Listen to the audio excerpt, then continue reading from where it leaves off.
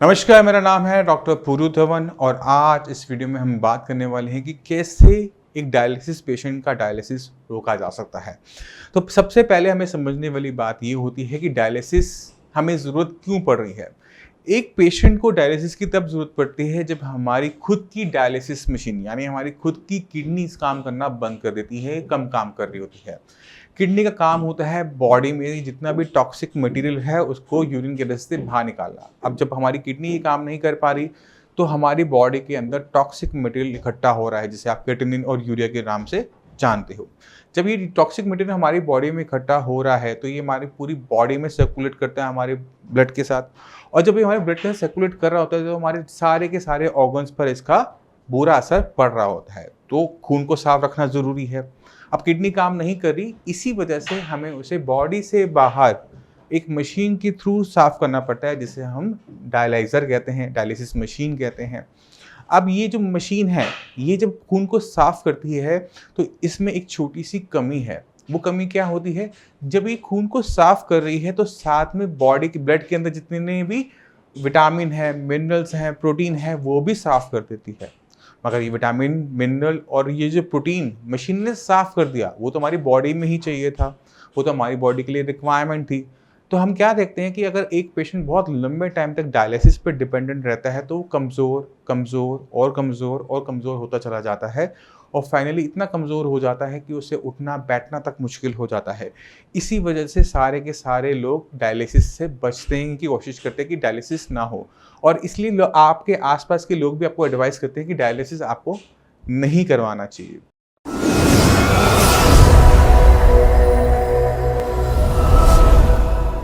क्योंकि हमने इस डायलिसिस की वजह से बहुत लोगों को बहुत तेज़ी से जाते हुए देखा बहुत है। अब सवाल ये उठता है कि इस डायलिसिस से हम कैसे बच सकते हैं, कैसे इसको हम अवॉइड कर सकते हैं।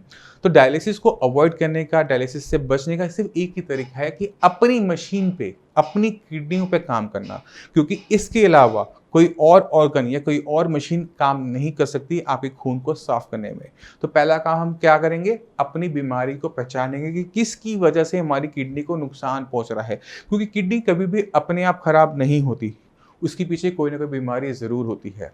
जैसे हो सकता है कि आपका बीपी बहुत ज़्यादा हाई रहता था, उस हाई बीपी की वजह से आपकी किडनी को नुकसान हुआ, या फिर आपको बहुत लंबे टाइम से डायबिटीज़ थी, उस हाई शुगर लेवल की वजह से आपकी किडनी को नुकसान पहुंचा, या फिर पॉलीसिस्टिक किडनी, आईजी नेफ्रोपैथी, कोई भी ऐसी बीमारी आपके पीछे ज़रूर मिलेगी जो आपकी किडनी को नुकसान पहुंचा रही है।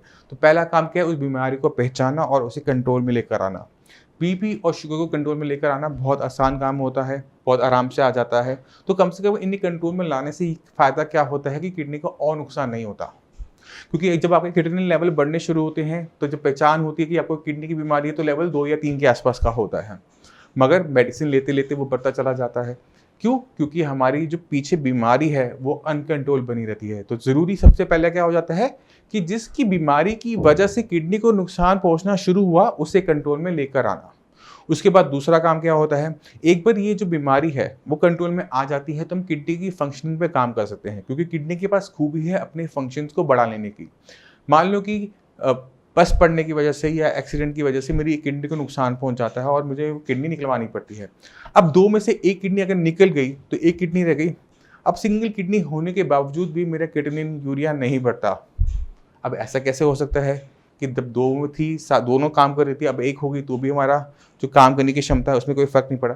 ये जो खूबी है किडनी की, ये हमें इस्तेमाल करनी पड़ती है हर किडनी फेलियर पेशेंट में, कि अगर मान लो कि आपकी किडनी 60% तक काम नहीं भी कर रही, जो सिर्फ 40% काम करने वाला हिस्सा है उससे ज़्यादा काम लेना, जिससे हमारा खून ज़्यादा साफ़ हो, अच्छा साफ़ हो, क्रिएटिनिन और यूरिया के लेवल डाउन होने शुरू हो जाए और हमारा जो डायलिसिस चल रहा है वो बंद हो जाए।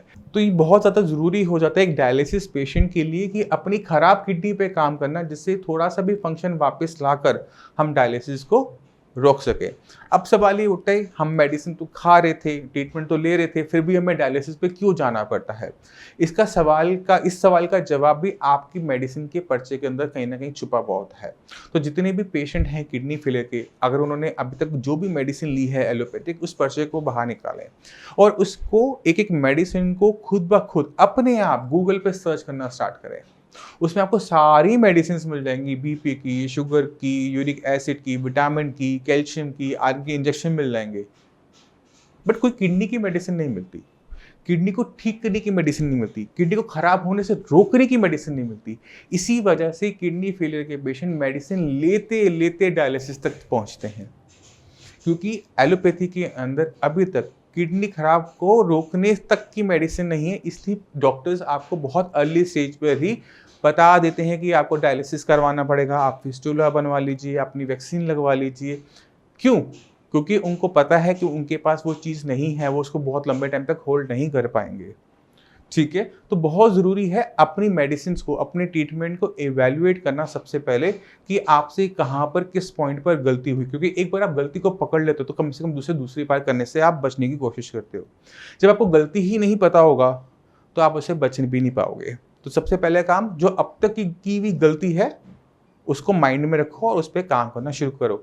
जब हम अपनी किडनी पे काम करना शुरू करेंगे, किडनी की फंक्शनिंग बढ़ेंगी, तो डायलिसिस अपने आप रुक जाता है।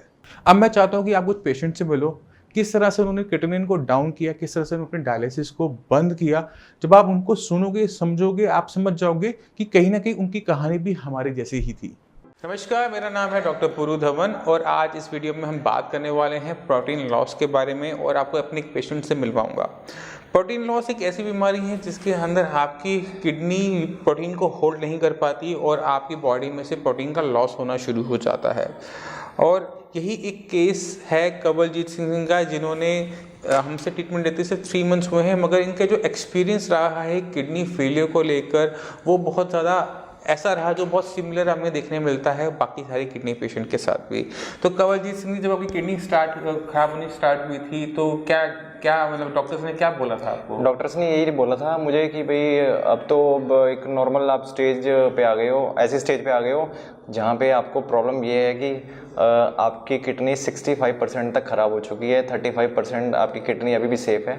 अगर आप अपने शरीर का ध्यान नहीं रखोगे तो हो सकता है कि आपको 1 साल के अंदर डायलिसिस भी कराना पड़ जाए। तो वैसे मैक्सिमम टाइम आपके पास 5 साल का है, बट ये है कि श्योरिटी है कि आपका 5 साल से पहले भी हो सकता है कि आपका डायलिसिस हो जाए। हाँ, तो ये उन्होंने मेरे को बोला था, तो उससे थोड़ा सा मैं टेंस हो गया था बिकॉज ऑफ एलोपैथिक के अंदर कोई भी इलाज नहीं है आपका क्रिएटिनिन को कम करने का, ज़्यादा करने का, मगर आयुर्वेदिक के अंदर इलाज है।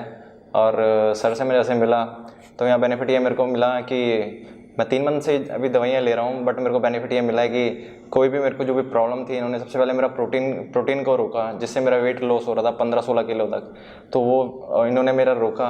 अब उसके बाद जो क्रिएटिनिन लेवल है उसको डाउन लेके आए, मेरी डाइट को बढ़ाया है इन्होंने। डाइट मेरे को प्रोटीन के अगेंस्ट जाके प्रोटीन खाने की मेरे को सलाह दी, जिसकी वजह से मेरा जो वेट था वो लॉस होने से बचा। तो मेन सबसे बड़ा प्लस पॉइंट है कि अगर आप अपने शरीर का ध्यान भी रखते हैं, आप अपने वेट को बढ़ाते भी हैं, तो यहाँ पे ये बेनिफिट मिलता है आपको कि आप इन सारी जो प्रॉब्लम से आप बच सकते हैं। चलिए मैं थोड़ा सा एक्सप्लेन कर देता हूँ। इनको जो केस के अंदर हमने प्रोटीन बंद नहीं किया था, इनकी किडनी खराब ज़रूर हो रही थी और नॉर्मली हर पेशेंट की तरह आपने अगर कभी देखा हो तो हर डॉक्टर कहता है कि आप प्रोटीन कम वाली डाइट लो या प्रोटीन फ्री डाइट लो, मगर क्योंकि कवलजीत का वेट इतना डाउन हो चुका था कि हम उनको यही नहीं कह सकते थे कि आप प्रोटीन ना लो। इनके केस में हमें प्रोटीन शुरू करवाना पड़ा और प्रोटीन शुरू करवा कर साइड बाई साइड हमने मेडिसिन स्टार्ट की इनकी किडनी की।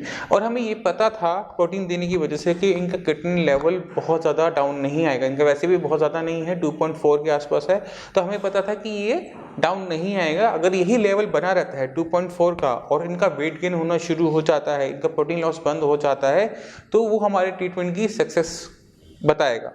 तो जब हमने इनका ट्रीटमेंट स्टार्ट किया तो इनका वेट था 42 kg, जो एक 5.7 हाइट के इंसान के लिए बहुत कम है। अगर हम 5.7 की हाइट के हिसाब से इनका ऑप्टिमम वेट निकालें तो तकरीबन वो 57 to 62 kg इनका मिनिमम वेट होना चाहिए, मगर इनका वेट था 42, यानी 20 किलो ये अंडर वेट थे।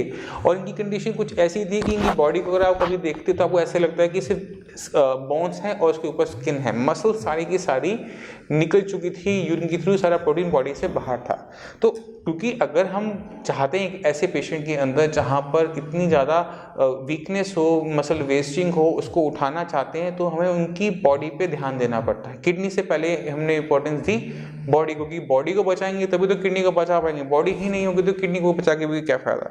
तो हमने इनका प्रोटीन स्टार्ट करवाए रखा। प्रोटीन में हमने इनको जो प्रोटीन बताया, चाहे वो इनके एग्स थे, चाहे वो अपनी मूंग की दाल थी बिना छिलके वाली, वो स्टार्ट की।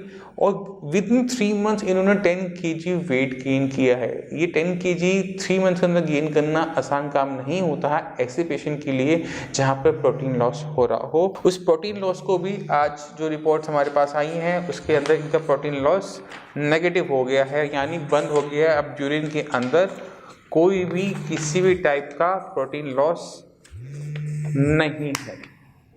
तो ये जो जर्नी रही 3 मंथ्स की, ये कैसी रही कवलजीत सिंह जी? ये तो बहुत अच्छी रही। एक्चुअली मैंने आयुर्वेदिक दवा कहीं और से भी ली थी, बट ये था कि उसका नेगेटिव असर हो रहा था मेरे शरीर के ऊपर, जिसकी वजह से मेरा क्रिएटिनिन लेवल भी बढ़ गया था। और मेन जो सबसे बड़ी प्रॉब्लम मेरे को ये आ रही थी कि प्रोटीन लेवल मेरा लॉस हो रहा था। बट मैं साई संजीवनी में आया तो वहाँ पे मेरे को एक फर्स्ट पॉइंट ये मिला मेरे को कि वहाँ पे जो दूसरी जगह पे मैंने बात करी थी वहाँ पे वो डॉक्टर सही ढंग से ट्रीट नहीं करते थे। तो यहाँ पे इन्होंने मेरे से काफ़ी अच्छे तरीके से ट्रीट किया और मेरे को एज ए पूरा घर की तरीके से ट्रीट किया। तो मेन सबसे बड़ा मेरे को ये फ़ायदा अच्छा लगा कि एक तो मेरे को पॉजिटिव किया पहले, और दूसरे नंबर पे ये बेनिफिट दिया कि मेरे को कि जो भी प्रॉब्लम आपकी किडनी के अंदर है तो वो प्रॉब्लम आपकी सॉल्व की जाएगी। तो ऐसा किसी भी जगह पे नहीं बोला जाता। साई संजीवनी का बेनिफिट ये मेरे को मिला कि यहाँ पे मेरे को पॉजिटिव एनवायरनमेंट मिला, जिसकी वजह से मेरे को मेरी जो प्रॉब्लम थी उसको हेल्प करने में मेरे को डॉक्टर साहब ने काफ़ी मदद की। तो ये मेरे को बेनिफिट मिला इस चीज़ का। ठीक है कवलजीत सिंह, उम्मीद करते हैं आने वाले कुछ महीने के अंदर ये जो आपका बाकी जो वेट गेन है वो पूरा हो जाएगा, पूरी बिल्कुल हेल्दी हो जाओगे, किडनी की फंक्शनिंग बिल्कुल आपकी नॉर्मल आ चुकी होगी, वेट गेन अच्छा हो चुका होगा। ठीक है, और जो डाइट पे आपको रिस्ट्रिक्शंस दी जाती हैं उसको आप, तो मैं उम्मीद करता हूँ इस वीडियो से आप काफ़ी कुछ समझ गए कि किस तरह से किडनी पे थोड़ा सा ध्यान देकर हम डायलिसिस को रोक सकते हैं, किस तरह से क्रिएटिनिन और यूरिया को डाउन कर सकते हैं। अगर फिर भी आपके माइंड में कोई भी डाउट हो, कुछ भी पूछना चाहते हो, तो श्रीराज के डॉक्टर अवेलेबल हैं। आप उन्हें कॉल करेंगे, वो आपसे रिपोर्ट्स मंगवाएंगे, आपकी दिक्कत को समझने की कोशिश करेंगे और उसके बाद वो आपको सही तरीके से गाइड करते हुए आपका डायलिसिस हो, चाहे आपका बड़ा हुआ क्रिएटिनिन लेवल ही क्यों ना हो, उससे आपको निकालने में आपकी हेल्प करेंगे। अब इसी के साथ आपसे वैसे मैं चलने की आज्ञा चाहूँगा। मिलते हैं अगली वीडियो में, तब तक के लिए नमस्कार।